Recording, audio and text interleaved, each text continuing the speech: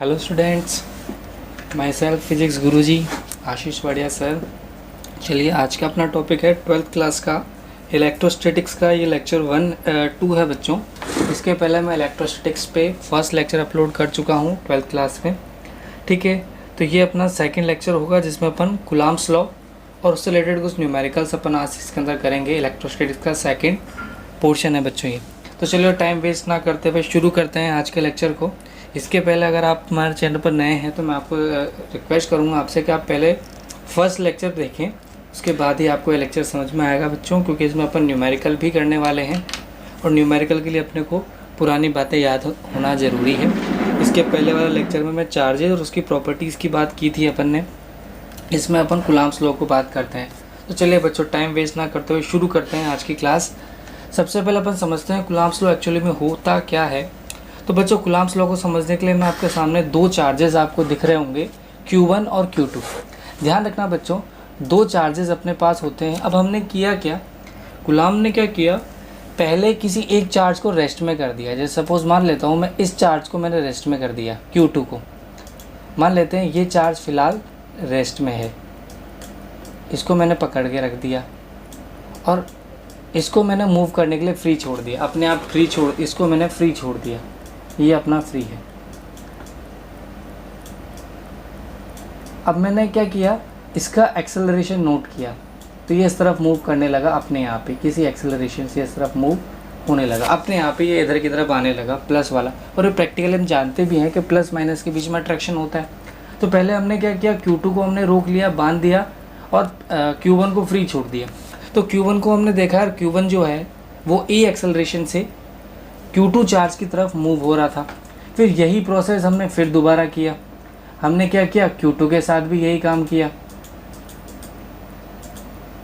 हमने क्या किया, Q1 को रेस्ट कर दिया, इसको फ्री कर दिया, तो देखा ये इस तरफ भगने लगा इसी एक्सेलरेशन ए से। जब हमने एक्सेलरेशन पता किया तो पता लगा यार दोनों एक्सेलरेशन बराबर ही थे। यानी कि हमने देखा कि जितना फोर्स F1 पर लगा था उतना ही फोर्स F2 पर लगा। हमें फ़िलहाल ये नहीं पता था कि इस फोर्स को क्या कहें, लेकिन हमें इतना पता लग गया था कि जब हम एक को रोकते हैं, दूसरे को मोशन करने देते हैं, फ्री छोड़ते हैं, तो मूव करता है। ठीक है, और इसके बीच में सिंपल सी बात है, यहाँ पर एक फोर्स लगा। इस फोर्स को हमने क्या कहा बच्चों, सेम ऐसे अगर मानो प्लस चार्ज होगा, मैं इसको क्लियर करके आपको समझाता हूँ एक बार। देखो यहाँ पे जैसे यहाँ पर दो चार्जेस हैं प्लस माइनस, इनके बीच में एक फोर्स लगा अंदर की तरफ, ये देखो, यानी कि अंदर की तरफ एक फोर्स लग रहा है। अब यहाँ पर 1 2 का मतलब क्या होगा बच्चों, 1 पर फोर्स है 2 के कारण, यहाँ पर 2 पर फोर्स है 1 के कारण। ध्यान रखना, मैं कलर के थ्रू बताता हूँ। स्काई ब्लू कलर पे फोर्स लगा रहा है पिंक कलर का चार्ज। ध्यान रखना, Q2 के कारण Q1 पे फोर्स लगेगा, Q2 कभी भी खुद के ऊपर फोर्स नहीं लगाएगा। समझाता हूँ कैसे।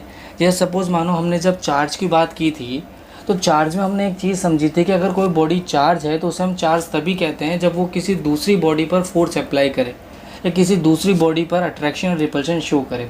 अगर वो फोर्स अप्लाई कर रही है तो हम उसे चार्ज कहते थे, अगर वो फोर्स अप्लाई नहीं कर रही है तो उसे हम चार्ज नहीं कह सकते। यहाँ मैं इसको एक सिंपल एग्जाम्पल के थ्रू आपको ऐसे भी समझाया जा सकता है, ऐसे भी अपन इसको समझ सकते हैं। जैसे सपोज़ मानो एक मैं यहाँ लिखता हूँ, एक अपने पास शांत व्यक्ति है, यानी कि जो ठंडे दिमाग का है, कूल है अभी, और एक गुस्से वाला व्यक्ति है, दूसरे पर इसके साथ में एक गुस्से वाला व्यक्ति है जिसको गुस्सा आता है।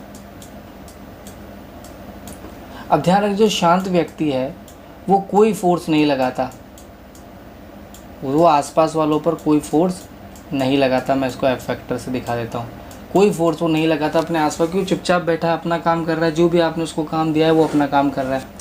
लेकिन गुस्से वाले व्यक्ति की टेंडेंसी होती है कि आसपास वालों पे अपना गुस्सा निकालता है, मारता है। ठीक है, तो सिंपल सी बात है, आप उससे दूर भागना शुरू करोगे। तो वैसे ही चार्ज बॉडी जो होती है एक तरह का गुस्से वाली बॉडी होती है, तो दूसरी बॉडी पर फोर्स लगाएगा। ध्यान रखना, कभी भी किसी व्यक्ति को गुस्सा आ रहा होगा तो खुद को थोड़ी मारेगा, हमेशा दूसरे वाले को मारेगा। सिमिलरली Q2 यहाँ पर चार्ज बॉडी है, तो ये Q1 पर फोर्स लगा रही है, और Q1 यहाँ पर चार्ज बॉडी है, ये Q2 पर फोर्स लगा रही है। आमने सामने फोर्स लगाते हैं, तो स्काई ब्लू वाली चार्ज पर फोर्स लगाएगी पिंक वाली चार्ज, और पिंक वाली चार्ज पर फोर्स लगाएगी स्काई ब्लू वाली चार्ज, इसलिए मैंने दोनों का कलर अलग अलग कर दिया है। तो आई होप बच्चों आपको ये चीज़ समझ में आई होगी। अब इसके बाद हमने क्या देखा है, ये जो फोर्स लग रहा था इसको हमने क्या कहा, इलेक्ट्रोस्टैटिक फोर्स कहा या इलेक्ट्रिक फोर्स कहा। ये जो फोर्स लगता है ये इलेक्ट्रोस्टैटिक फोर्स या इलेक्ट्रिक फोर्स होता है। अब इसमें क्या क्या प्रॉपर्टीज़ थी वो देखते हैं अपन, क्या क्या चीज़ें हमें इसको देखने को मिली। तो सबसे पहली बात हमने देखा कि यार दो अलग अलग चार्जेस पर, डिफरेंट चार्जेस पर ये लग रहे हैं। मान लेते हैं चार्ज नंबर 1 है, ये चार्ज नंबर 2 है, तो 2 डिफरेंट चार्जेस पर ये लग रहे थे। सबसे पहली बात जो हमने नोट की, ठीक है, ये अलग अलग चार्जेस पर लग रहे थे, ये 1 और ये 2। सबसे पहली प्रॉपर्टी तो इसमें यही थी कि अलग अलग चार्जेस पर थे। दूसरी बात हमने क्या देखा कि भैया अपोजिट डायरेक्शन में, ध्यान से देखा जाए तो इसकी डायरेक्शन इस तरफ है, इसकी डायरेक्शन इस तरफ है, इधर भी देख लो, इसकी डायरेक्शन इस तरफ है और इसकी डायरेक्शन इस तरफ है। डायरेक्शन अपोजिट होती है बच्चों इन फोर्स की, ये दूसरी प्रॉपर्टी है जो हमने नोटिस की। हमने एक एग्जाम्पल करके देखा था, उसके अकॉर्डिंग जो हमने नोटिस किया उस अकॉर्डिंग अपन बात कर रहे हैं। थर्ड प्रॉपर्टी क्या होती है बच्चों, दोनों का मैग्नीट्यूड सेम है। ध्यान रखना ये मैग्नीट्यूड लिखने का तरीका होता है कोई भी वेक्टर क्वांटिटी का मैग्नीट्यूड अगर लिखा जाता है तो उसे हम इस तरह से लिखते हैं। ये वेक्टर क्वांटिटी की मैं इसके ऊपर एरो लगा देता हूँ, तो दोनों का मैग्नीट्यूड सेम होगा। ये बात ध्यान रखना, जितना फोर्स Q1 ने Q2 पर लगाया है, कि जितना फोर्स इसने लगाया है उतना ही फोर्स ये भी लगाएगा। सीधी सी बात है, एक्शन रिएक्शन की तरह, जितना फोर्स आपने लगाया है उतना ही फोर्स हम भी लगाएंगे। सिंपल सी बात है, अगर आप हमारे एक दोगे तो हम भी आपके एक देंगे, वो वाली बात होती है। तो जितना फोर्स Q1 ने लगाया है Q2 पर उतना ही फोर्स Q2 भी लगाएगा Q1 पर। ये थर्ड प्रॉपर्टी। अब इन तीनों प्रॉपर्टी को देखकर हमारे मन में क्या बात आई कि यार ये तो एक्शन रिएक्शन पेयर है, एक्शन रिएक्शन पेयर भी तो ऐसा ही होता है। भाई ये हमारे बात में क्या है कि यार इसमें नया बात क्या कहा, ये तो अपना एक्शन रिएक्शन लॉ है जो कि न्यूटन साहब बहुत पहले दे चुके थे। तो एक्शन रिएक्शन, अब इसको याद रखते हुए एक कैंडिडेट ने एक सिस्टम बना लिया। मान लेता हूँ ये मेरा प्लस चार्ज, ये मेरा, एक मिनट दोबारा बनाता हूँ इसको रख करके। मान लेता हूँ कि ये मेरा प्लस चार्ज है और ये मेरा माइनस चार्ज है। इसके ऊपर फोर्स मान लेता हूँ इधर लगा 1 न्यूटन का, और इसके ऊपर फोर्स इधर लगा 1 न्यूटन का। अब देखा जाए तो देखो सारी प्रॉपर्टी फुलफिल हो रही है। क्या फोर्स के मैग्नीट्यूड बराबर हैं? बिल्कुल बराबर हैं। क्या फोर्स अपोजिट डायरेक्शन में है? बिल्कुल है। क्या दो डिफरेंट चार्जेस पर है? वो भी हैं। यानी कि तीनों प्रॉपर्टी हमारी सही हो रही है। लेकिन यहाँ पर फिर भी हम कुलाम्स लॉ नहीं लगा सकते, कुलाम्स रूल एप्लीकेबल नहीं है। अब बात आती है क्यों, हमारे तीनों प्रॉपर्टीज़ तो यहाँ फुलफिल हो रही है लेकिन फिर भी कुलाम्स लॉ इसमें एप्लीकेबल नहीं है। तो क्यों? तो फोर्थ प्रॉपर्टी हमने जो ध्यान से देखा, वो ध्यान से ये देखा बच्चों कि यहाँ पर जो चार्ज, जो फोर्सेस हैं वो along to the line joining है। ध्यान से देखना, एक लाइन के अलोंग लग रहे हैं, जो कि यहाँ नहीं हो रहा। यहाँ फोर्सेस ऊपर नीचे है, along to the line joining नहीं है, इसीलिए यहाँ पर कुलाम्स रूल नहीं लगेगा। तो ये बात हमें ध्यान रखना है कि तीन प्रॉपर्टीज़ तो हमें याद है ही सही। तीन प्रॉपर्टी क्या क्या, सेम अपोजिट बॉडीज़ पर लगेंगे, अपोजिट चार्जेस पर लगेंगे, अपोजिट डायरेक्शन में लगेंगे और सेम मैग्नीट्यूड के होंगे और along to the line joining होंगे। लाइन ज्वाइनिंग के अलोंग ही ये फोर्स लगेंगे। ये बात अपने को ध्यान रखनी है कि जो कुलाम्स ने जो फोर्स दिया था उसमें 4 प्रॉपर्टीज़ होती हैं, 4 बातें हमें ध्यान रखनी है। Same magnitude, opposite direction, different charges पर लगेंगे और along to the line joining होंगे। आई होप बच्चों आपको ये चीज़ क्लियर हुई होगी। अब आगे चलते हैं। अब ये तो हुई सर, ठीक है, ये तो हम समझ गए, लेकिन ये तो थ्योरी हुई। हमें बात करनी है इसका, ये बताओ मैग्नीट्यूड की, हम फॉर्मूला बताओ, फॉर्मूला कैसे निकालेंगे इसका, मैग्नीट्यूड क्या होगा, यानी कि हमें अगर वैल्यू निकालनी हो इस फोर्स की तो कैसे निकालेंगे। यानी कि हमें कैसे पता चलेगा कि दो चार्जेस अगर किसी डिस्टेंस पर हैं तो वो कितने फोर्स से अट्रैक्ट होते हैं या कितने फोर्स से रिपेल होते हैं। तो समझते हैं इसके लिए। वही दो चार्जेस हमारे पहले वाले जिनके ऊपर फोर्सेस लग रहे थे, यहाँ पर अपने स्काई ब्लू वाले पर, यानी कि ब्लू वाले पर फोर्स लगा रही है पिंक बॉडी, यानी कि पिंक बॉडी ब्लू वाले को अपनी तरफ खींचना चाहती है और जो पिंक बॉडी है वो ब्लू वाले को अपनी तरफ खींचना चाह रही है। सिमिलरली ब्लू वाली जो बॉडी है वो पिंक को अपनी तरफ खींचना चाहती है। ठीक है, दोनों एक दूसरे की तरफ आना चाहते हैं, दोनों के बीच में घनिष्ठ प्यार है। ठीक है बच्चों, अट्रैक्शन का मतलब प्यार हो गया यहाँ पर। सिमिलरली अगर मैं दूसरा एग्जांपल दूँ तो यहाँ पर अगर दोनों सेम चार्जेस हैं तो दोनों के बीच में नफरत होगी। ये बात अपन कल कर चुके हैं। प्लस माइनस है तो रिपल्शन होगा, अगले लेक्चर में अपन कर चुके थे पिछले लेक्चर में। और अगर प्लस प्लस या माइनस माइनस है तो उनके बीच में बच्चों रिपल्शन होता है, दुश्मनी होती है। ठीक है, कलर से मैं आपको डिफ्रेंशिएट करवा पा रहा हूँ। आगे चलते हैं, अब मैग्नीट्यूड की बात करते हैं। तो कूलम्ब्स लॉ ये कहता है कि ये जो मैग्नीट्यूड होता है ये इनके चार्जेस के प्रोडक्ट के मल्टीप्लिकेशन के डायरेक्टली प्रोपोर्शनल होता है, प्रोडक्ट के डायरेक्ट प्रोपोर्शनल होता है, और स्क्वायर इनके डिस्टेंस के स्क्वायर के इन्वर्सली प्रोपोर्शनल होता है। दो रूल हमें ध्यान रखने हैं। ये सेम वैसा ही था जैसा अपन ने यूनिवर्सल ग्रेविटेशनल लॉ पढ़ा था 9th क्लास में, 11th क्लास में, सेम वैसा ही लॉ है। वहाँ पर बस Q की जगह m1 m2 आ गया था और R की जगह वहाँ पर डिस्टेंस थी। बस फ़र्क इतना सा है, वहाँ मास था, यहाँ पर चार्ज है। मास भी एक इंट्रिंसिक प्रॉपर्टी है बच्चों, चार्ज भी एक इंट्रिंसिक प्रॉपर्टी है। तो वही जो रूल वहाँ जो ग्रेविटेशन लॉ के लिए एप्लीकेबल था, ग्रेविटेशन फोर्स के लिए एप्लीकेबल था, वही रूल यहाँ भी एप्लीकेबल है। ग्रेविटेशनल फोर्स जो है वो मास पर डिपेंड करता है, ठीक है, और इलेक्ट्रोस्टैटिक फोर्स जो है बच्चों वो चार्ज पर डिपेंड करता है। इसीलिए यहाँ पर मैंने मास की जगह चार्ज कर दिया, बाकी सब कुछ सेम है। वही दोनों को कंबाइन करते हुए हम एक फॉर्मूला लिखेंगे जो कि हमारी इक्वेशन बनेगी F = K Q1 Q2 upon R²। यहाँ पर K क्या है बच्चों, प्रोपोर्शनल कांस्टेंट है। अब ये ध्यान रखना, ये अपने काम की चीज़ है। SI सिस्टम में इसकी यूनिट होती है 10 × 10⁹ और CJ सिस्टम में इसकी यूनिट होती है 1। K को अगर अपन किस तरह से डिफाइन करते हैं, K का फॉर्मूला क्या होता है 1/4πε0। ε0 क्या है यहाँ पे, परमिटिविटी। बेटा परमिटिविटी को अपन अगली क्लास में समझेंगे। मैं अगली क्लास में आपको परमिटिविटी और उससे रिलेटेड कुछ न्यूमेरिकल्स भी करवाने वाला हूँ। फिलहाल शॉर्ट टर्म में समझ लेते हैं। परमिटिविटी क्या होती है बच्चों, बिहेवियर होता है किसी भी मटेरियल का या किसी भी स्पेस का। समझाता हूँ कैसे। जैसे सपोज मानो एक क्लास में अलग अलग कैंडिडेट होते हैं, अब सबका बिहेवियर अलग अलग होता है, ठीक है। अब जैसे सपोज मानो कि कोई कैंडिडेट है राम है, कोई कैंडिडेट है राम। अब मैंने उससे कहा, टीचर की नज़र में उसका बिहेवियर अच्छा है, तो टीचर ने कहा अरे बच्चा बहुत सुशील है या बहुत अच्छा है, क्योंकि सीधी सी बात है उसका बिहेवियर उस टीचर के लिए अच्छा था। तो हमने कह दिया यार उसका बिहेवियर अच्छा है, तो हमने उसको सुशील बालक कह दिया, सुशील लड़का कह दिया, सुशील कह दिया। सिमिलरली वैसे ही अलग अलग बच्चों का बिहेवियर अलग अलग होता है टीचर के लिए। कोई टीचर की नज़र में बुरा होता है तो कोई टीचर की नज़र में अच्छा होता है। सिमिलरली अलग अलग मटेरियल के लिए अलग अलग मटेरियल का बिहेवियर चार्जेस के लिए भी अलग अलग होता है। जैसे कोई मटेरियल ऐसा होता है जो चार्जेस को फ्लो होने देता है, कोई ऐसा होता है जो चार्जेस को फ्लो नहीं होने देता। अब जो चार्जेस को फ्लो होने देता है इसका मतलब उसका बिहेवियर अच्छा है चार्जेस के लिए, और जो चार्जेस को फ्लो नहीं होने देता इसका मतलब उसका बिहेवियर अच्छा नहीं है चार्जेस के लिए। तो उसकी परमिटिविटी लो हो गई, उसकी परमिटिविटी हाई हो गई। तो परमिटिविटी एक तरह से बिहेवियर है। मैं डीप में इसको चर्चा करूँगा अगले लेक्चर में, मैं इसके बारे में आपको बहुत अच्छे से समझाऊँगा। फिलहाल इतना समझ लो, ये बिहेवियर होता है। इसकी वैल्यू कितनी होती है 8.85 × 10⁻12 यूनिट। ध्यान रखना इसकी यूनिट जस्ट उल्टी होती है उसकी, ठीक है। तो ये बात अपने को ध्यान रखनी है, ये फॉर्मूला हमारे काम का है, ठीक है बच्चों। तो कूलम्ब्स लॉ की बातें हमें ध्यान रखनी है, ठीक है। और भी बहुत सारी चीज़ें हैं कूलम्ब्स लॉ से रिलेटेड जो अपन आगे धीरे धीरे समझेंगे इस चैप्टर में। तो सबसे पहले हमने क्या देखा, कूलम्ब्स लॉ एक तरह से देखा जाए तो ग्रेविटेशनल रूल का ही एक फॉर्मूला है, ग्रेविटेशन फोर्स की तरह ही एक फोर्स है।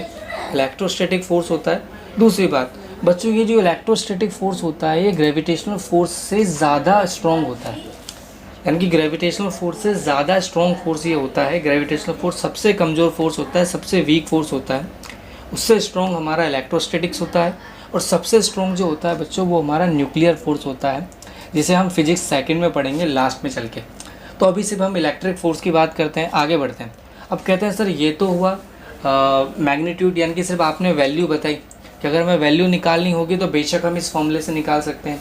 बट दूसरी बात हमारे माइंड में ये आई कि सर जो फोर्स होता है वो तो वेक्टर क्वांटिटी है। हमें 11th क्लास में या 9th क्लास में सर सिखाया गया था कि जो फोर्स होता है वो वेक्टर क्वांटिटी है, लेकिन हमने तो सिर्फ इसका मैग्नीट्यूड बताया, डायरेक्शन की तो हमने कोई बात ही नहीं की। तो बच्चों फ़िलहाल की जो एग्जांपल आपके सामने स्क्रीन पे दिख रहा है, यहाँ पर डायरेक्शन हमने लॉजिक से दी। लॉजिक से कैसे कि यार सिंपल सी बात है, प्लस माइनस है तो अट्रैक्शन होगा, फोर्स अंदर की तरफ लगेंगे। प्लस प्लस है या माइनस माइनस है तो फोर्स बाहर की तरफ लगेंगे, यानी कि रिपल्शन फोर्स होगा। जब नंबर ऑफ़ चार्जेस बढ़ जाते हैं तो हम क्या करते हैं, इसकी डायरेक्शन के लिए एक वेक्टर फॉर्म यूज़ करते हैं। वेक्टर फॉर्म का मतलब जिसमें हम इसकी डायरेक्शन दिखाते हैं। ध्यान रखो, किसी भी वेक्टर क्वांटिटी के लिए दो चीज़ें हमें चाहिए होती है। जैसे सपोज मानो हमारा एफ वेक्टर है, तो इसको रिप्रेजेंट करने के लिए हमें एक तो इसका मैग्नीट्यूड चाहिए और दूसरा इसकी यूनिट चाहिए। यूनिट से मेरा मतलब यहाँ पर है बच्चों जो उसकी डायरेक्शन बताएगा, यानी कि एक यूनिट वेक्टर मुझे चाहिए जो कि उसकी डायरेक्शन बताएगा, और एफ़ जो है वो उसका मैग्नीट्यूड है। दोनों चीज़ें हमें चाहिए बच्चों, ठीक है। किसी भी वेक्टर क्वांटिटी को रिप्रेजेंट करने का तरीका होता है कि हमारे पास दो चीज़ें होनी चाहिए। कौन कौन सी? एक तो उसका मैग्नीट्यूड जो कि हम निकाल चुके हैं, मैग्नीट्यूड बच्चों हम निकाल चुके हैं, ये हमारा मैग्नीट्यूड है। अब हमें डायरेक्शन निकालनी है, तो डायरेक्शन निकालने के लिए हम क्या करते हैं, इसकी वेक्टर फॉर्म पढ़ते हैं। उसके पहले मैं आपको एक सुपरपोजिशन प्रिंसिपल समझा देता हूँ। पहले इसके पहले स्लाइड पहले है तो मैं पहले इसको समझा देता हूँ सुपरपोजिशन प्रिंसिपल को। देखो सुपरपोजिशन प्रिंसिपल क्या कहता है, जब हमारा मल्टीपल चार्जेस होते हैं, जैसे यहाँ पर आपको 4 चार्जेस दिख रहे होंगे, Q1, Q2, Q3 और Q4, 4 चार्जेस आपके सामने दिख रहे होंगे। अब देखो यहाँ पर ये एक टेस्ट चार्ज है, Q0 जो है बच्चों वो यहाँ पर टेस्ट चार्ज है। टेस्ट चार्ज क्या होता है बच्चों, समझाता हूँ। टेस्ट चार्ज वो चार्ज होता है जिसको हम टेस्ट करने के लिए रखते हैं या जिसको हम एक्सपेरिमेंट करने के लिए रखते हैं। यानी कि जैसे मैंने कहा यार चार्ज बॉडी होती है तो वो फोर्स लगाती है दूसरी बॉडी पे। अब सोचो मुझे ये चेक करना है किसी कैंडिडेट को, मैंने इसको गुस्से से कंपेयर किया था अभी, मैंने कहा यार किसी कैंडिडेट को गुस्सा आ रहा है या नहीं आ रहा, तो किसी को तो बलि का बकरा बनाना पड़ेगा। हम उसके पास उस चार्ज को लेकर जाएँ, उस बलि के बकरे को उसके पास छोड़ेंगे। अगर उसने उसको मारा तो हम समझ जाएंगे यार सामने वाले बंदे को गुस्सा आ रहा है, हमें नहीं जाना चाहिए। वैसे ही हमें इस चार्ज को, ये हमारा टेस्ट चार्ज है, मतलब ये हमारा बलि का बकरा है, इसको हम रखते हैं सिस्टम के बीच में जहाँ पर बहुत सारे चार्जेस इकट्ठे हुए हैं, अलग अलग डिस्टेंस पर हैं। डिस्टेंस कुछ भी हो सकती है, हमें डिस्टेंस के बारे में भी कोई इन्फॉर्मेशन नहीं है। तो हमने रखा, तो अब जैसे हम इसको रखेंगे सारे चार्जेस टूट पड़ेंगे इसके ऊपर, क्योंकि सारे गुस्से में, तो सभी चार्जेस के ऊपर टूट पड़े। F1 ने अपना फोर्स लगाया जिसको मैं ब्लू कलर से दिखा रहा हूँ, F2 ने अपना फोर्स लगाया जिसको मैंने ऑरेंज कलर से दिखाया, Q3 ने अपना फोर्स लगाया जिसको मैंने रेड से दिखाया, Q4 ने अपना फोर्स लगाया जिसको मैंने ग्रीन से दिखाया। तो अलग अलग कलर से मैं अलग अलग फोर्स को दिखा रहा हूँ जो कि अलग अलग चार्जेस ने लगाए। अब ध्यान देना, एक चीज़ मैं आपको समझाता हूँ। प्लस प्लस रिपल्शन है तो F1 जो होगा वो इस तरफ होगा, प्लस माइनस अट्रैक्शन है तो ये इस तरफ हो जाएगा F2। सिंपल सी बात है, प्लस प्लस रिपल्शन होगा तो ये इधर हो जाएगा अपना, और ये प्लस माइनस अट्रैक्शन अपना इस तरफ हो जाएगा। तो हर डायरेक्शन में अपने पास फोर्स यहाँ पर लग रहे हैं, ठीक है। तो बच्चों डायग्राम समझ में आया होगा। अब आगे चलते हैं, ये तो हो गया फोर्स। अब कहते हैं इस जो टेस्ट चार्ज को जो हम लेकर आए थे, इसके ऊपर नेट फोर्स कितना लगा, यानी कि इसकी कितनी पिटाई हुई, वो कैलकुलेट कैसे करेंगे। तो हमने कहा यार भैया देखो सीधी सी बात है, सारे एक साथ मारोगे तो हमें कैसे पता लगेगा। तो हमने क्या किया, ऐसा करो एक एक करके मारो। तो हमने एक एक करके फोर्स निकाल लिए।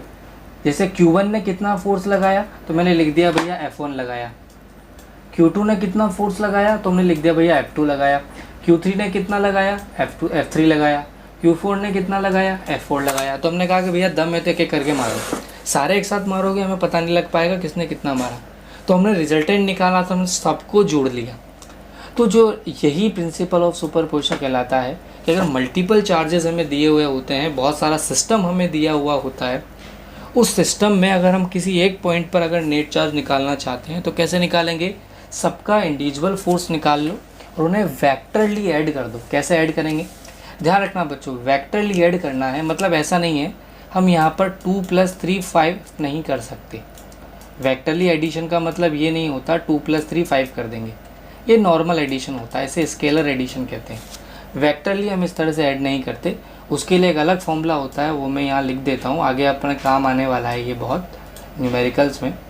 तो वेक्टर एडिशन अपन इस तरह से करते हैं, a² आपने 11th में पढ़ा भी होगा, plus b² plus 2ab cos theta.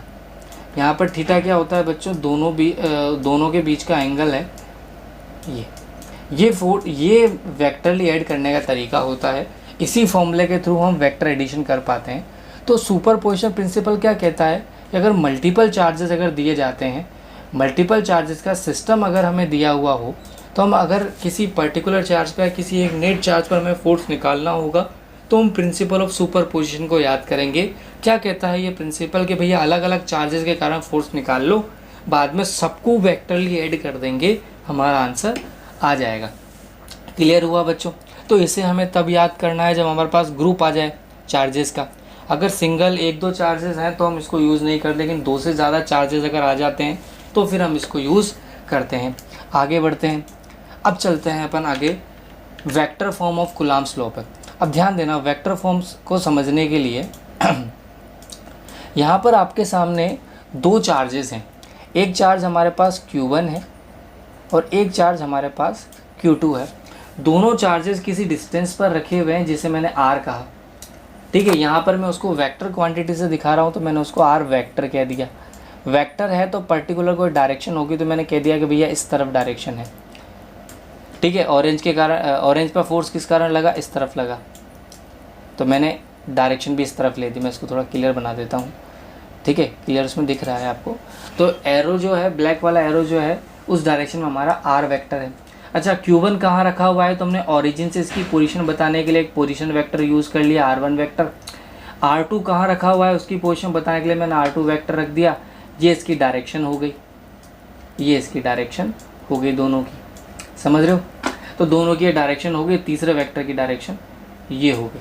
अब देखो बच्चों, अगर मुझे इसको सॉल्व करना है, मैं यहाँ पर R वेक्टर लिख के बताता हूँ। अगर मैं इस R वेक्टर को लिखना चाहूँ तो हमारा रूल क्या होता है, वेक्टर एडिशन रूल आपने पढ़ा हो तो वेक्टर एडिशन रूल कैसे कहता है कि अगर मान लेते हैं हमारे पास एक वेक्टर इस तरह से है, दूसरा वेक्टर इस तरह से है और तीसरा वेक्टर जो है वो इस तरह से है, इसको मैं A वेक्टर कह देता हूँ।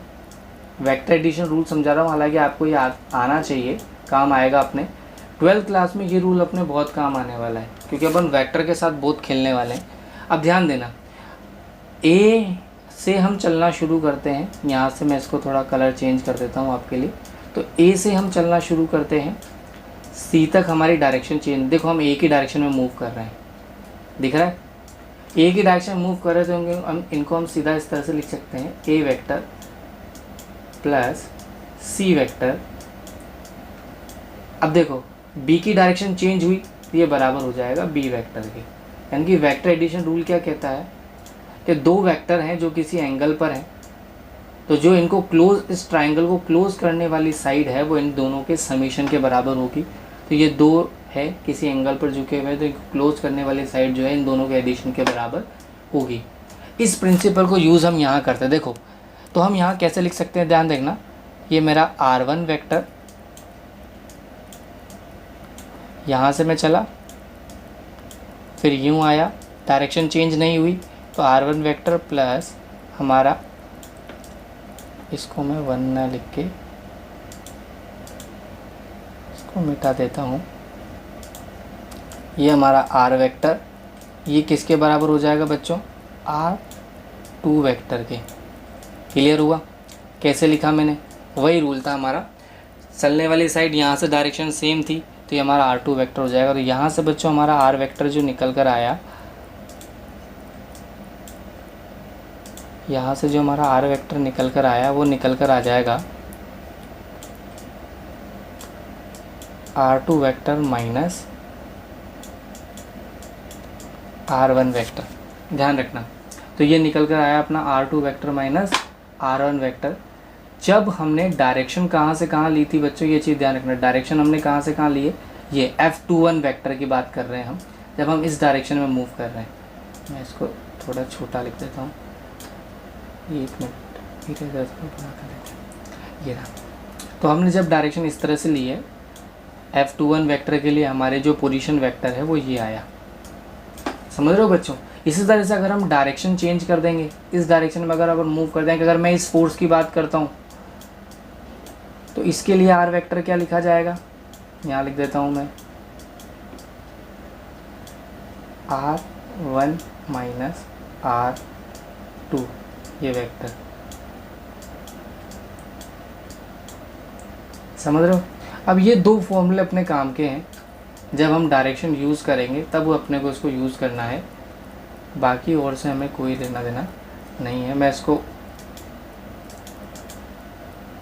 ठीक है, इसको मैं हाईलाइट कर देता हूँ अच्छे अच्छे तरीके से। ये अपने काम के फॉर्मूले हैं, ठीक है बच्चों। ये दो फॉर्मूले अपने काम आएंगे। ध्यान देना, जब हम F12 फोर्स की बात करेंगे तो हम पोजीशन वेक्टर ये लेंगे, जब अब F21 वेक्टर की बात करेंगे तो पोजीशन वेक्टर ये लेंगे। दोनों पोजीशन मैंने आपके सामने निकाल के बता दी अलग से। अब आगे चलते हैं। यहाँ पर R1 क्या है, पोजीशन वेक्टर है Q1 का, वही सब है। R2 क्या है, पोजीशन वेक्टर है चार्ज Q2 का। फोर्स 12 क्या है, force on charge Q1 due to charge Q2। Force 21 कितना है, F21 कितना है, force on Q2 due to Q1। अब आगे चलते हैं, कूलम्ब्स लॉ की डेरिवेशन अपन करते हैं। तो सिंपल सी बात है, ध्यान देना, यहाँ पर फोर्स लिखना है हमें, F21 लिखना है। तो हमारा ये तो हमारा मैग्नीट्यूड हो गया बच्चों, ये तो हमारा मैग्नीट्यूड है, यानी कि ये तो अपना F हो गया।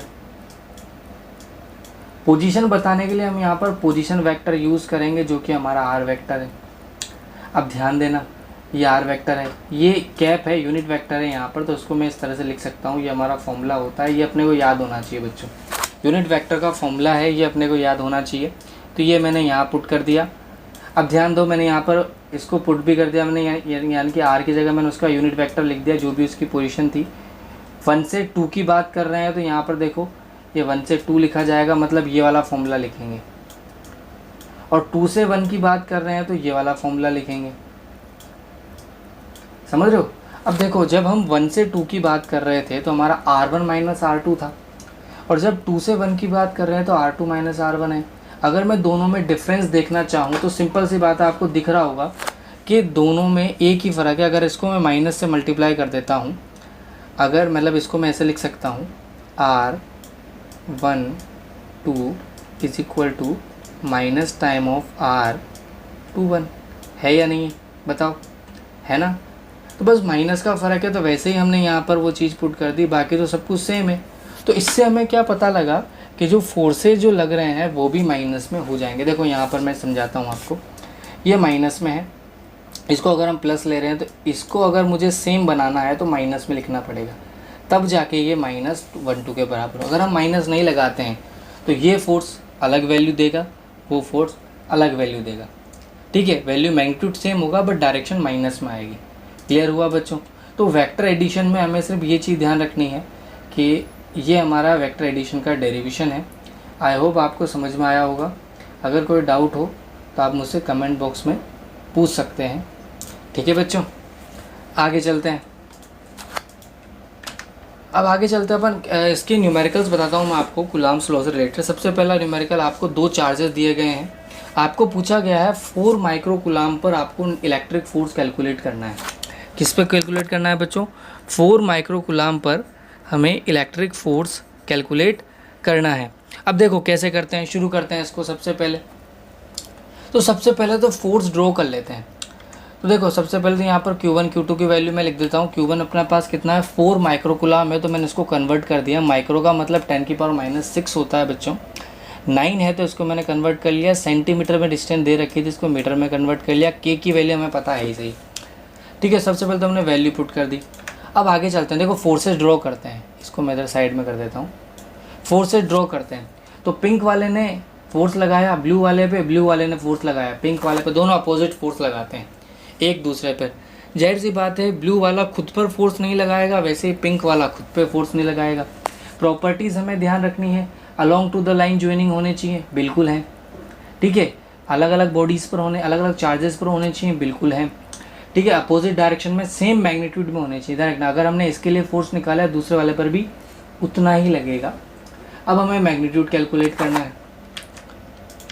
तो देखो सिंपल सी बात है, हमारा फोर्स का फॉर्मूला हो गया K Q1 Q2 upon R²।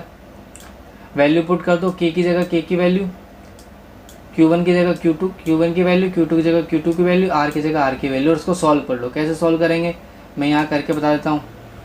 तो सबसे पहले तो अपन यहाँ पर F को सॉल्व करने के लिए देखो यहाँ से 2 से 4 को काट दूंगा 2 टाइम, 9 × 9 अपने हो जाएंगे कितने, 81 × 2 कर दो इंटू, अब देखो ये 10⁻9 है, ये 10⁻⁻4 हो जाएगा, ऊपर जाएगा तो ये बन जाएगा 10⁻⁻13। सॉरी प्लस में 13 बन जाएगा, ये माइनस है ऊपर जाएगा प्लस हो जाएगा इनटू, और ये अपना हो जाएगा 10 की पावर माइनस का 12। तो आंसर जब आएगा तो प्लस में 1 आएगा तो ये अपना आ जाएगा 2 और ये 16।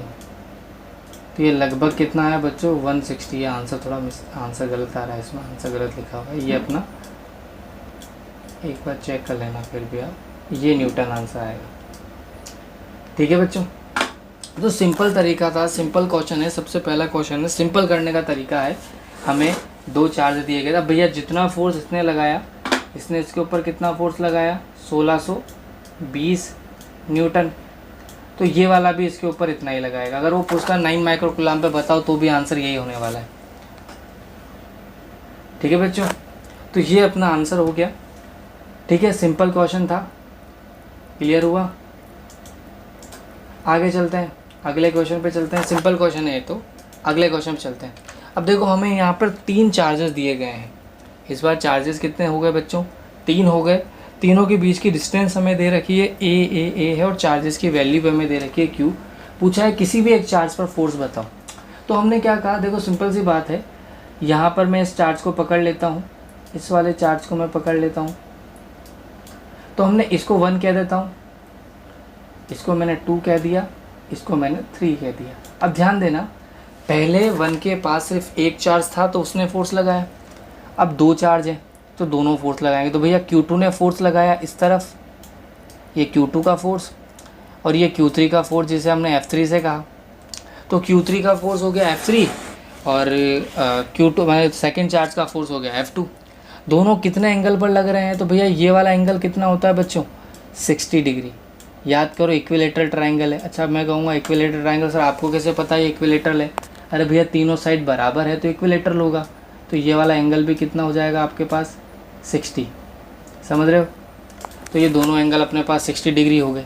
यानी कि अपन सीधा सीधा इसको ऐसा कह सकते हैं, ये हमारा फोर्स हो गया F2 हो गया, ये हमारा F3 हो गया। ठीक है, कितने डिग्री के एंगल पर है ये भाई 60 डिग्री के एंगल पर है।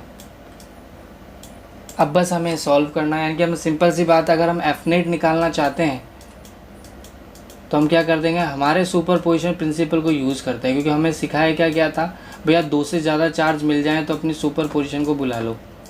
तो वो क्या कहती है भैया F2 + F3 कर लेंगे। लेकिन उसके लिए पहले अपने को F2 F3 की वैल्यू तो निकालनी पड़ेगी ना बच्चों। तो पहले अपन F2 F3 की वैल्यू निकाल लेते हैं। तो देखो इसको आगे, ये वही डायग्राम मैंने ड्रॉ किया हुआ है, जो मैंने ड्रॉ किया था वही इसने ड्रॉ किया है। मैं इसको क्लियर करके दिखा देता हूँ आपको। ठीक है बच्चों, तो यहाँ पर देखो ये अपना F हो गया, यानी कि ये अपना F2 हो गया, ये अपना ये ब्लू मतलब हाँ पिंक वाला फोर्स हो गया, ये अपना इसको मैं हाईलाइटर से दिखा देता हूँ। ये अपना पिंक वाला हो गया, ये अपना ब्लू वाला ऑरेंज वाला हो गया, 60 डिग्री के एंगल पर ये हैं, और ये इनका नेट हो गया। ठीक है, कैसे आई ये वैल्यू ये मैं भी कैलकुलेट करके बताता हूँ आपको कैसे कैलकुलेट किया हमने। देखो सिंपल सी बात है, हमारा फॉर्मूला हमने रख दिया KQ1Q2/R²।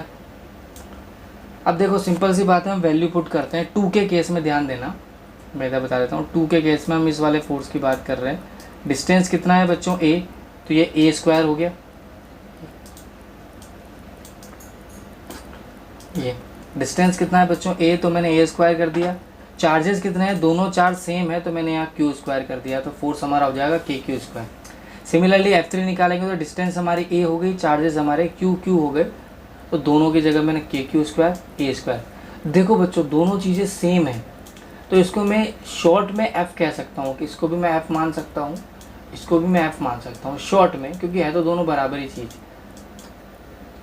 दोनों बराबर चीज़ें हैं, तो मैं दोनों को क्या मान लेता हूँ शॉर्ट में F मान लेता हूँ। इसीलिए मैंने यहाँ पर ये लिख दिया F, और यहाँ भी क्या लिख दिया बच्चों F के दोनों फोर्स के मैग्नीट्यूड कितने हैं F।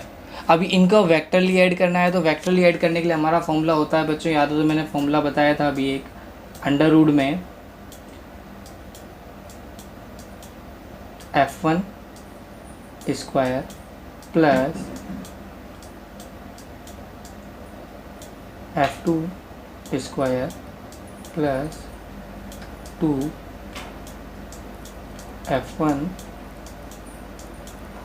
F2 cos थीटा, ये हमारा फॉर्मूला होता है बच्चों। यही फॉर्मूला यहाँ लिखा हुआ है, ठीक है। थीटा कितना है बच्चों यहाँ पे 60 डिग्री। F1 F2 की वैल्यू कितनी है बच्चों, F है। तो जब मैं यहाँ पर वैल्यू पुट करूँगा तो ध्यान देना क्या रिजल्ट मिलेगा मुझे, एफ स्क्वायर प्लस देखो एफ इंटू एफ यानी कि 2f² हो जाएगा। तो ये f² प्लस f² कितना हो जाएगा बच्चों, मैं इसको मिटा के लिख देता हूँ। एक काम करता हूँ, इसको मिटा ही देते हैं, मैं यहाँ लिख देता हूँ, दोबारा क्लियर करके अच्छे से लिख देता हूँ ताकि आपको दिक्कत ना हो। थोड़ा पेन थोड़ा छोटा ले लेते हैं साइज, ठीक है। तो ये वैल्यू लिख देता हूँ मैं यहाँ पे अंडर रूट में। देखो ये अपना f², ये अपना सेकंड वाले की वैल्यू भी अपन f मानी, f² plus 2f into f। अच्छा बच्चों, cos 60 की वैल्यू मैं डायरेक्ट रख रहा हूँ यहाँ पे, कितनी होती है 1/2। तो 2 से हमारा 2 कट जाएगा, तो ये बन जाएगा अपना f² plus f² plus f²। तो कितना हो गया बच्चों, √3f। ये देखो क्लियर हुआ। तो हमें सिर्फ कैलकुलेशन करनी है और कुछ भी नहीं है इसमें, सिंपल है, कोई दिक्कत वाली बात नहीं है, सिंपल कैलकुलेशन है। तो हमने f² की f1 की जगह f1 की वैल्यू रख दी, f2 की जगह f2 की वैल्यू रख दी, यहाँ 2f1 f2 की जगह 2f1 f2 की वैल्यू रख दी, इंटू cos 60। थीटा की जगह कितना रख दिया बच्चों 60 की वैल्यू कितनी हो जाएगी 1/2। 2 से 2 कट जाएगा तो √3। f² बाहर गया तो बच्चों स्क्वायर हट जाएगा, यानी कि जो अपना आंसर आया था वो ये आएगा, जो अपना आंसर निकल कर आया वो ये निकल कर आया था 3f²।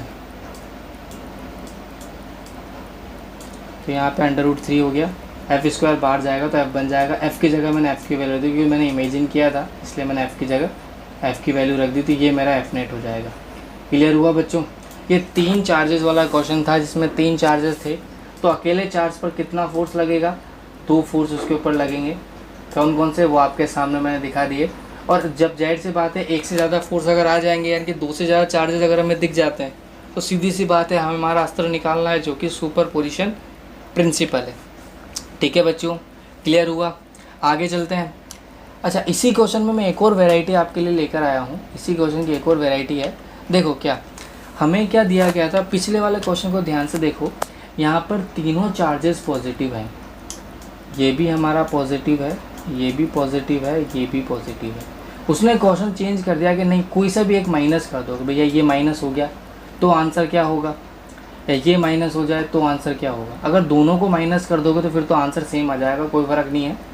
लेकिन हमने क्या किया, किसी एक को माइनस कर दिया तो एक नया वेराइटी बन गई क्वेश्चन की। देखो सेम क्वेश्चन है, सिर्फ वेराइटी चेंज कर दी मैंने, माइनस कर दिया एक जगह। आप ट्राई करना चाहोगे इस क्वेश्चन को बच्चों, 1 मिनट ट्राई करो, स्क्रीन को पोस्ट करो और उस क्वेश्चन को ट्राई करो, देखते हैं कितनों के आंसर मिलते हैं। ठीक है, चलो आ जाओ मैं बताता हूँ। अब इस बार हमने क्या किया, वैरायटी नहीं कर दी, हमने किसी एक चार्ज को माइनस कर दिया। देखो यहाँ पे ये हमारा पॉजिटिव था, पॉजिटिव ही है, ये भी हमारा पॉजिटिव है, इसको मैंने नेगेटिव कर दिया। अब देखो नेगेटिव करते हैं फ़र्क क्या आएगा, प्लस माइनस अट्रैक्शन हो गया, प्लस प्लस रिपल्शन हो गया, ये 2 फोर्स लगेंगे। ब्लू वाला इसके ऊपर लगाएगा, हमें इससे कोई मतलब नहीं है फ़िलहाल, हमें सिर्फ इसके ऊपर फोर्स निकालना है, किसी भी एक चार्ज पर निकालना है हमें, इसके ऊपर निकाला। इस बार बच्चों एंगल कितना हो गया 120, कितना एंगल हो गया बच्चों 120। यही चेंज आया है, बाकी सब कुछ सेम है। देखो सब कुछ सेम है, वही चीज़। देखो एंगल 120 हो गया यहाँ पे एफ नेट, तो जो एफ नेट आएगा वो बीच में कहीं आएगा, ये हमारा एफ हो गया। कैलकुलेट हम पहले कर चुके हैं, बार बार कैलकुलेट नहीं करेंगे। ये हमारा एफ हो गया, ये हमारा एफ हो गया, सब कुछ सेम है, बस एंगल चेंज हो गया। कोस 120 की वैल्यू कितनी होती है बच्चों, -1/2। कितनी वैल्यू होती है बच्चों, -1/2, तो बस उतना सा ही फ़र्क आएगा। देखो सब कुछ चेंज है, ये अपना वही अपना F2 वही है, सब कुछ सेम है। इसी को हमने F कहा था, याद हो तो, ये भी अपना सेम रहेगा, इसी को हमने F कहा था। ठीक है, वही हमारा फॉर्मूला है सॉल्व करने का। इस बार जो आंसर आएगा बच्चों वो इस तरह से आएगा, मैं लिख देता हूँ डायरेक्ट, तो यहाँ मैं सीधा लिख देता हूँ डायरेक्ट, ये अपना 2f² जो बना था, प्लस ये भी अपना 2f² था। यहाँ पर वैल्यू कितनी हो गई बच्ची, -1/2 होगी। जो पहले 1/2 थी वो कितनी हो जाएगी, -1/2, तो 2 से 2 कट जाएगा, तो ये अपना बन जाएगा 2f² - f²।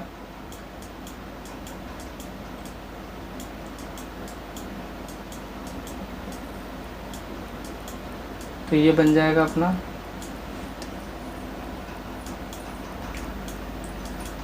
f² का अंडरवुड आएगा, यानी कि f बन जाएगा, जिसकी वैल्यू अपन ने यहाँ लिख दी। ध्यान रखना, अगर 120 डिग्री पर, कि अगर अपन किसी भी एक चार्ज को माइनस में चेंज कर देंगे तो फ़र्क क्या आएगा बच्चों, आंसर सेम रहेगा, फोर्स उतना ही लगेगा, जितना फोर्स अकेला चार्ज लगाता है उतना ही फोर्स। अब बच्चों एक चीज़ मैं आपको और बताना चाहता हूँ इस चीज़ से, देखो समझना इस चीज़ को, इसको मैं क्लियर कर देता हूँ सबको। एक चीज़ समझना, ये तो क्लियर हो गया बच्चों। अब देखो इस चीज़ को समझना ध्यान से, अलग अलग कलर से मैं आपको क्लियर करता हूँ। मान लेते हैं ये चार्ज फ़िलहाल नहीं है और इनके बीच में जो फोर्स लग रहा था वो F था। कितना था बच्चों, कैलकुलेट कर चुके हैं अपन F। इन दोनों के बीच जो फोर्स लग रहा है वो भी कितना है बच्चों, F। अब ध्यान देना, इस तीसरे चार्ज, ये नंबर 1 चार्ज है, ये नंबर 2 चार्ज है और ये नंबर 3 चार्ज है। अब ध्यान देना, इन दोनों चार्जेस के आने से, भाई इनके बीच में जब ये थर्ड चार्ज नहीं था,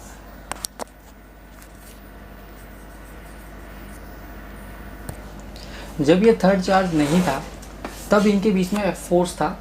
थर्ड चार्ज के आने पर भी ये फोर्स F ही रहेगा, यानी कि ऐसा नहीं है तीसरे चार्ज के होने या ना होने से इन दोनों चार्जेस के, यानी कि 1 और 2 के बीच के फोर्स में कोई फ़र्क नहीं आता। ये बात ध्यान रखना, यानी कि ये भी कूलम्ब्स लॉ की प्रॉपर्टी है कि दो चार्जेस के बीच लगने वाला फोर्स थर्ड चार्ज की प्रेजेंट या एब्सेंस पर डिपेंड नहीं करता। उसे इससे कोई फ़र्क नहीं पड़ता कि तीसरा वाला चार्ज है या नहीं है। यानी कि ये इस तरह से प्यार करते हैं कि इनको थर्ड चार्ज के होने या ना होने से कोई फ़र्क नहीं पड़ता। ठीक है बच्चों, ये प्रॉपर्टी हमें याद रखनी है। आगे चलते हैं, नेक्स्ट क्वेश्चन। अब चार्जेस और बढ़ गए, 4 चार्जेस हो गए। अब ध्यान दो, इसमें 4 चार्जेस हो जाएंगे तो फोर्सेस भी 3 हो जाएंगे। अब ध्यान देना, यहाँ पे इस चीज़ को ध्यान समझना। यहाँ पर 3 फोर्सेस कौन कौन से लग रहे हैं, ये पहला फोर्स, मैं अलग कलर से कर देता हूँ, हालांकि कलर मैंने पहले ही चेंज किया हुआ है। ये दूसरा फोर्स और ये तीसरा फोर्स, ये हमारा तीसरा फोर्स। 3 फोर्सेस हैं, सिंपल सी बात है। ये along to the line joining लगेगा, ये इसके लिए डायरेक्शन, ये डिस्टेंस A है। ये डिस्टेंस कितनी होती है बच्चों, √2 है। कितनी डिस्टेंस होती है, ये √2A डिस्टेंस होती है। ये डिस्टेंस हमारी A हो गई, ये डिस्टेंस हमारी A हो गई, ये डिस्टेंस हमारी ये हो गई। तो ये एक फोर्स हमारा इस तरफ हो गया, एक हमारा इस तरफ हो गया। एंगल कितना हो गया, 90 डिग्री। इन दोनों को जब आप सॉल्व करोगे तो रिजल्टेंट हमारा यहाँ आएगा। अब देखो, अब तक हमारे पास क्या थे, 2 फोर्सेस थे, तो हम उसको वेक्टरली ऐड कर लेते थे। हमारे पास फॉर्मूला था F1² + F2² + 2F1 F2 cos theta √ में। ये सारा फॉर्मूला हमारे पास था। अब यहाँ पर 3 फोर्सेस हो गए। अब बात करते हैं सर अब कैसे सॉल्व करें। तो 3 फोर्सेस को सॉल्व करने का सिंपल सा तरीका है, मैं कैलकुलेशन समझा देता हूँ। ये चीज़ हम कैलकुलेट कर चुके हैं, पहले ही F आएगा। भैया इस वाले चार्जेस ने कितना फोर्स लगाया, एक मिनट मैं इसको कलर के हिसाब से बता देता हूँ आपको, क्लियर करके सब कुछ, है ना। क्लियर करके मैं आपको कलर के हिसाब से समझा देता हूँ। अलग अलग कलर ले लेते हैं, कोई दिक्कत नहीं है इसमें। इस वाले चार्ज ने कितना फोर्स लगाया, तो मैं यहाँ लिख देता हूँ भैया F1 कितना हमारे पास, इसको मैं लिख देता हूँ तो कितना लगेगा, KQ²/A², तो इसको हम F कह देते हैं। सेम वही चीज़ है जो अभी 2 बार कर चुके हैं। बात करते हैं अगले कलर पे आते हैं। इस वाले चार्ज ने कितना फोर्स लगाया, वो इस तरफ लगेगा। हमने कहा कि भैया ये भी तो F ही होता है। 2 चार्जेस F पर हैं, एंगल कितना है, 90 डिग्री। तो जो इनका रिजल्टेंट मिलेगा, क्या वो यहाँ कहीं मिलेगा। रिजल्टेंट कैसे मिलाते हैं बच्चे, यहाँ से अपन इसको ज्वाइन करते हुए लाइन खींचेंगे और यहाँ से इस तरह से, तो ये हमारा रिजल्टेंट बन जाएगा। कैसे निकालेंगे इसको, वही हमारा फॉर्मूला है। cos 90 की वैल्यू कितनी हो जाएगी बच्चों, 0, तो cos थीटा वाली टर्म हट जाएगी। तो अपना फॉर्मूला लिख देता हूँ मैं यहाँ पे, तो ये अपना हो जाएगा, इसको मैं सीधा F square plus F square, cos 90 वाली टर्म 0 हो जाएगी, क्योंकि cos 90 की वैल्यू 0 होती थी, अपना आ जाएगा √2f। ध्यान रखना बच्चों, इसलिए मैंने इस रिजल्टेंट को, ये रहा इसका रिजल्टेंट, इसको मैंने क्या कहा, √2f। ये ब्लैक वाला है, ठीक है बच्चों, कंफ्यूज हो रहे होंगे। तो ये ब्लैक वाले को मैंने क्या कहा, √2f। कैसे आया, क्लियर हुआ। तो पहले हमने क्या किया, भाई हमें 2 को ही सॉल्व करना आता है, हमारा फॉर्मूला 2 का ही था, तो हम 2 को ही सॉल्व कर रहे हैं। हमने पहले 2 को सॉल्व कर लिया, किन किन को, जो 90 डिग्री पर थे उनको सॉल्व करके एक आंसर निकाल लिया, √2f। अब थर्ड वाले की बात करते हैं। थर्ड वाले के लिए मैं एक और कलर ले लेता हूँ, आपको रेड वाला ले लेता हूँ। थर्ड वाला जो है वो इस तरफ है, कितना लगेगा, तो देखो सिंपल सी बात है, ये डिस्टेंस कितनी थी, √2 है, तो ये फोर्स अपना हो जाएगा K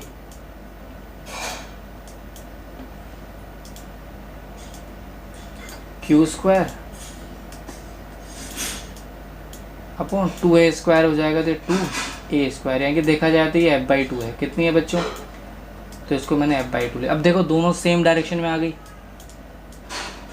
दोनों सेम डायरेक्शन में आती है, मतलब एंगल 0, एंगल 0, तो हम इसको डायरेक्टली ऐड कर सकते हैं, तो अपना f नेट आ जाएगा, दोनों को ऐड कर देंगे। क्लियर हुआ बच्चों। तो जब हमारे पास 3 से ज़्यादा चार्जेस, 3 चार्जेस आ जाते हैं, तो हम क्या करते हैं, पहले 2 को सॉल्व करेंगे, उससे तीसरा निकालेंगे, फिर तीसरे वाले को, थर्ड वाले के जो हमारा रिजल्टेंट आया 2 को सॉल्व करने पर, उसको हम थर्ड वाले के साथ रिजल्टेंट निकालेंगे। अगर सेम डायरेक्शन में मिल जाते हैं तो सिंपली ऐड कर देंगे, अगर अपोजिट डायरेक्शन में मिल जाते हैं तो उनको सिंपली हम सब्सट्रैक्ट कर देंगे। क्लियर हुआ बच्चों। तो ये हमारा तरीका था इन चार्जेस को सॉल्व करने का। अब देखो यही चीज़ अपने पास वही चीज़ मेंशन है, ये हमने पहला f1 वेक्टर निकाल लिया, f2 निकाल लिया, f3 निकाल लिया, ये हमारा, इसको हमने f कह दिया, इसको हमने f कह दिया, और ये हमारा बच्चों f/2 था। इन दोनों को सॉल्व किया तो हमें वैल्यू कितनी मिली, ये रही √2f।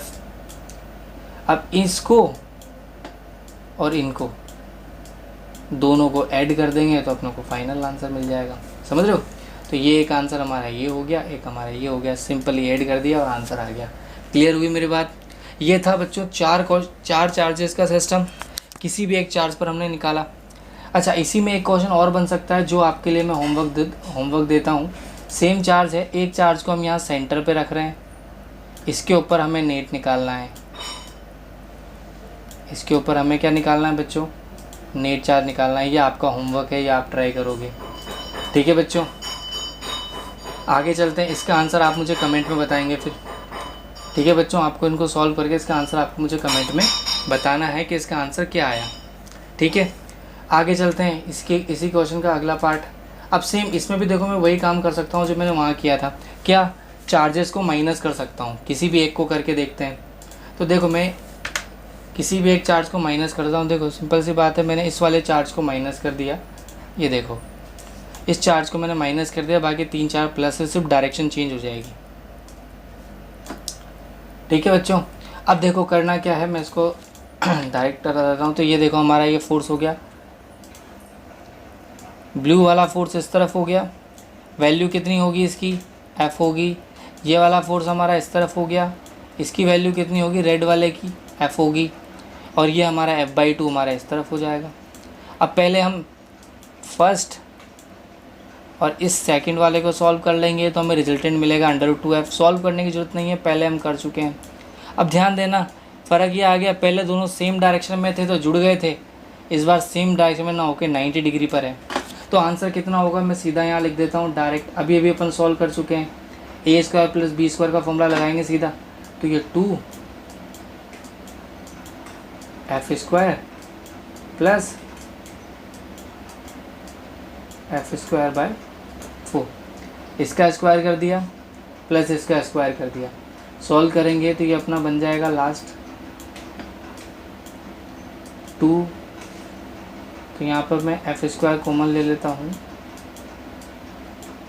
तो बन जाएगा अपना 2 प्लस 1/4। इसको सॉल्व कर लेंगे और हमें आंसर मिल जाएगा। ठीक है बच्चों, तो इसका आंसर कितना आएगा, लगभग 4। ठीक है, कर लेना कि इसको सॉल्व करके आंसर आ जाएगा। जो भी आंसर आएगा वो अपना आंसर होगा, उसको अंडर रूट से बाहर निकालेंगे। 8 9 9/2 यानी कि 3/2 समथिंग आएगा, 3/2 एफ समथिंग कुछ आंसर आएगा इसका। ठीक है बच्चों, हाँ 3/2 ही आएगा, कंफर्म है 3/2 एफ इसका आंसर हो जाएगा बच्चों। आई होप आपको क्लियर हुआ होगा। सिंपल तरीका है, सिंपल क्वेश्चन है, एक ही पैटर्न की क्वेश्चन है, उसी पैटर्न को चेंज करके हमने एक नया पैटर्न का क्वेश्चन बना लिया जो कि पॉसिबल है। ठीक है, आगे चलते हैं इसी का सॉल्यूशन। ठीक है, ये सॉल्व करके बताया हुआ है, इसने सॉल्व किया हुआ नहीं है। ठीक है, करके लास्ट आंसर अपना कितना आ रहा है बच्चों, 3/2 एफ आ जाएगा।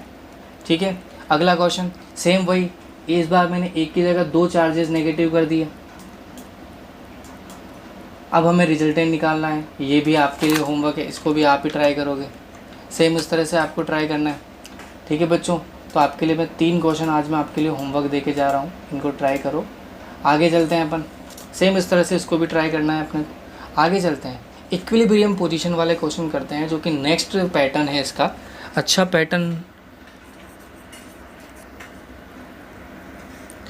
पैटर्न है, खूब क्वेश्चन इस पर भी बनते हैं। देखो सिंपल सी बात है, हमें 2 सिस्टम दिए गए हैं चार्जेस के, और हमें कहा गया है कि इसका इक्विलिब्रियम फाइंड करना है, हमें इक्विलिब्रियम पॉइंट हमें इसका निकालना है। देखो बच्चों कैसे करेंगे इसको, सिंपल सी बात है, हमें क्या करना है, 2 सिस्टम दिए गए हैं। अब हमें क्या करना है, सबसे पहले इस सिस्टम के लिए हमने 3 पॉइंट डिसाइड कर लिए। 3 पॉइंट यानी कि जो इसकी लाइन थी, जॉइनिंग लाइन्स में हम 3 पॉइंट कह सकते हैं। कहने का मतलब इक्विलिब्रियम इसका इस पॉइंट पर भी हो सकता है, यहाँ भी हो सकता है, यहाँ भी हो सकता है। समझ रहे हो मेरी बात को, इक्विलिब्रियम कहीं भी हो सकता है 3 पोजीशन में से। तो मैं बारी बारी हर एक पोजीशन पे चेक करना है। सबसे पहले मैं पॉइंट ए की बात करता हूँ। पॉइंट ए पे देखो, अगर मान लेता हूँ, ध्यान रखना, अगर मुझे जब भी इक्विलिब्रियम पोजीशन चेक करनी होगी तो मैं वहाँ पर टेस्ट चार्ज बिठाऊँगा एक। मैं वहाँ पर क्या करूँगा, एक टेस्ट चार्ज को पुट करूँगा। तो मैंने यहाँ पर एक टेस्ट चार्ज पुट किया, ए पॉइंट पर मैंने एक टेस्ट चार्ज पुट किया, और टेस्ट चार्ज को पुट कर अब जैसे मान लेता हूँ मैंने यहाँ पर टेस्ट चार्ज पुट किया पॉजिटिव। अब ध्यान देना, पॉजिटिव टेस्ट चार्ज है तो ये चार्ज भी पॉजिटिव है और ये भी पॉजिटिव, मान लेता हूँ यहाँ पर रख देता हूँ। तो पॉजिटिव है तो रिपल्शन लगेगा, यानी कि ब्लू वाले के कारण रिपल्शन हुआ। अब बात करता हूँ मैं इसके कारण, पिंक वाले के कारण रिपल्शन हुआ। अब बात करते हैं इस वाले की, तो ये भी तो पॉजिटिव ही है, तो पॉजिटिव फिर रिपेल करेंगे, यानी कि ये भी इसी डायरेक्शन में फोर्स लगाएगा। अब सोचो, इक्विलिब्रियम का मतलब होता है दोनों फोर्सेस कैंसिल होने चाहिए, जो कि यहाँ तो नहीं हो रहे, यहाँ तो दोनों सेम डायरेक्शन में जा रहे हैं, एक ही तरफ भाग रहे हैं। सेम ऐसा ही यहाँ करोगे तो भी ऐसा ही होगा। देखो इसके कारण पॉजिटिव रखोगे तो रिपल्शन लगेगा इस तरफ, रेड के कारण भी लगेगा इस तरफ, यानी कि इस वाले के कारण रेड वाले के कारण भी लगेगा इस तरफ। तो ए और सी पर तो इक्विलिब्रियम पोजीशन पॉसिबल ही नहीं है, क्योंकि यहाँ तो दोनों फोर्सेस सेम डायरेक्शन में है। हाँ, अगर चेक करता हूँ, माइनस लेके देख लो, मैं यहाँ चेक करवा देता हूँ आपको। देखो प्लस लेके देखा, दोनों फोर्सेस सेम डायरेक्शन में है। माइनस लेकर देखोगे तो डायरेक्शन चेंज हो जाएगी, अट्रैक्शन होने लगेगा रिपल्शन की जगह, लेकिन होगा सेम डायरेक्शन में ही। तो ए पॉइंट पर तो इक्विलिब्रियम पॉसिबल नहीं है। सेम ऐसे मैं सी के लिए चेक करूँ तो देखो ए की डायरेक्शन जा रहा है, पॉजिटिव लेंगे तो लेफ्ट हैंड साइड हो गया, और नेगेटिव लेंगे तो राइट हैंड साइड हो गया। तो हमारा ए और सी पर तो इक्विलिब्रियम पोजीशन पॉसिबल नहीं है। अब बचा कहाँ, बी पॉइंट पर हम चेक करते हैं। तो बी पॉइंट पर मान लेता हूँ मैं 4 चार्ज से किसी एक्स डिस्टेंस पर मैंने बी पॉइंट को माना है। अब इसमें फोर्सेस निकालते हैं। तो देखो ब्लू वाले के कारण फोर्स लगेगा राइट हैंड साइड इस तरफ, और पिंक वाले के कारण फोर्स लगेगा इस तरफ। इसको मैं अलग कलर से करता हूँ ताकि डिफरेंस पता लगे, जैसा कि अपन उसमें किया था। ठीक है, दोनों फोर्सेस अलग अलग डायरेक्शन में है, मतलब कैंसिल हो सकते हैं, ज़ीरो हो सकते हैं, यानी कि बी पॉइंट पर इक्विलिब्रियम हमें मिल सकता है। समझ रहे हो मेरी बात को। तो हमें तीनों में से, अब हमें इक्विलिब्रियम में करना क्या है, दोनों के फोर्सेस को बराबर कर दो। अब वही चीज़ है, हम यहाँ पर भी टेस्ट चार्ज पुट करेंगे। तो मैंने यहाँ पर टेस्ट चार्ज पुट कर दिया, मान लेता हूँ क्यू। फोर्स निकालता हूँ, देखो इसके कारण इसके ऊपर फोर्स कितना लगा, ये रहा KQ1Q upon x square, distance कितनी है एक्स स्क्वायर Q1Q। इसके कारण फोर्स कितना लगा KQ2Q अपॉन 2 माइनस एक्स का होल स्क्वायर। दोनों कारण मैंने फोर्स लिखा, देखो Q से Q कट गया, K से K कट गया। अब हमें वैल्यू पुट करनी है, इधर कर देता हूँ मैं, वैल्यू पुट कर देता हूँ। तो यहाँ पर अपना हो जाएगा 4 अपॉन एक्स, यहाँ पर हो जाएगा अपना 9 अपॉन 2 माइनस एक्स, इसका होल स्क्वायर है, इधर भी होल स्क्वायर है। ठीक है बच्चों, अब हमें इसको सॉल्व करना है सिंपली। तो देखो मैं इसको सॉल्व इधर कर देता हूँ, साइड में जगह कर, इसको स्केल को मैं थोड़ा छोटा ले लेता हूँ।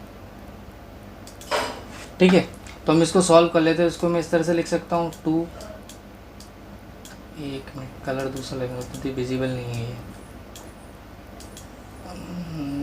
ब्लैक ले लेता हूँ, थोड़ा इसको बड़ा कर देते हैं।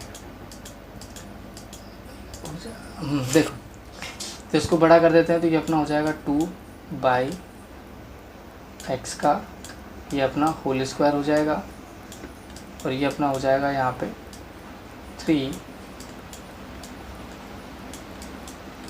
2 माइनस एक्स का होल स्क्वायर, होल स्क्वायर से होल स्क्वायर कट जाएगा, तो ये अपना बन जाएगा 4 minus 2x is equal to 3x। समझ रहे हो बच्चों के, सिंपल कैलकुलेशन है, कोई बड़ी चीज़ नहीं है। अब यहाँ पे 2x को उधर जाएगा तो बन जाएगा अपना 5x,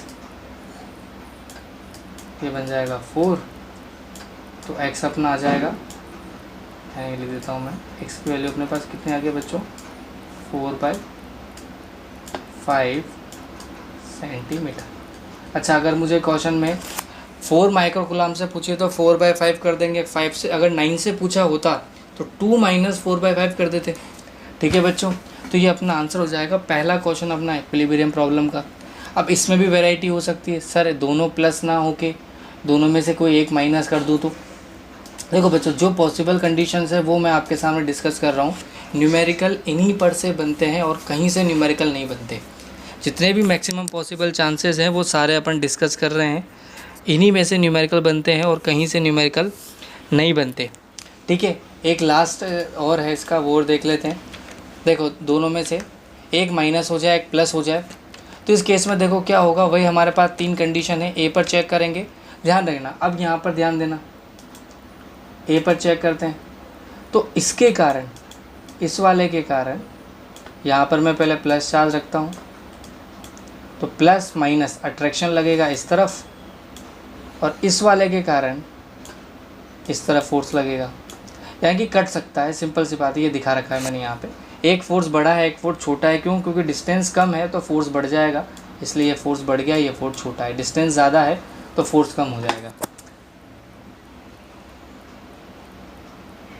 ठीक है,